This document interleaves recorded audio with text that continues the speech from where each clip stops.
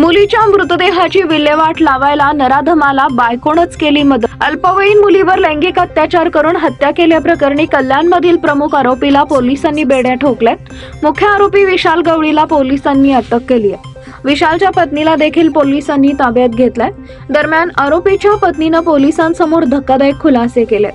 शेगाव येथून पोलीस पथकानं आरोपीला ताब्यात घेतलाय। पोलिसांना दिलेल्या माहितीनुसार विशाल पत्नीच्या गावी लपून बसला होता। पत्नीच्या गावातून शेगाव येथून पोलिसांनी आरोपीला ताब्यात घेतलं। अल्पवयीन मुलीच्या हत्येप्रकरणी विशाल याची पत्नी साक्षीनं सांगितले की मुलीला सायंकाळी 5 वाजता घरात घेतलं। त्यावेळी विशालनं मुलीसोबत गैरकृत्य करून हत्या केली। त्यानंतर एका मोठ्या बॅगमध्ये मुलीचा मृतदेह टाकून ठेवला होता। आरोपीची पत्नी बँकेत नोकरी करत असल्यानं संध्याकाळी 7 वाजता घरी आली। त्यावेळी विशालनं पत्नीला घडलेला सर्व प्रकार सांगितला। हे ऐकून तिला धक्काच बसला। मात्र नंतर दोघे पती पत्नी एकत्र बसून मृतदेहाचं काय करायचं याबद्दल योजना आखली। त्याआधी घरातील रक्त दोघांनी पुसून टाकले। रात्री 8:30 वाजता मित्राची रिक्षा विशालनं बोलावून घेतली। 9 वाजता बापगावच्या दिशेने रवाना झाले। तिथं मृतदेह फेकून दोघे घरी परतले।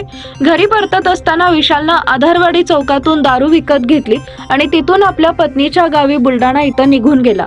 पत्नी साक्षी मात्र इथंच राहिली। मात्र घराजवळ सापडलेल्या रक्तामुळे विशाल यानं हे कृत्य केल्याचा संशय आला। पोलिसांनी साक्षीला ताब्यात घेत चौकशी केली आणि तिनं घडलेला प्रकार पोलिसांना सांगितला।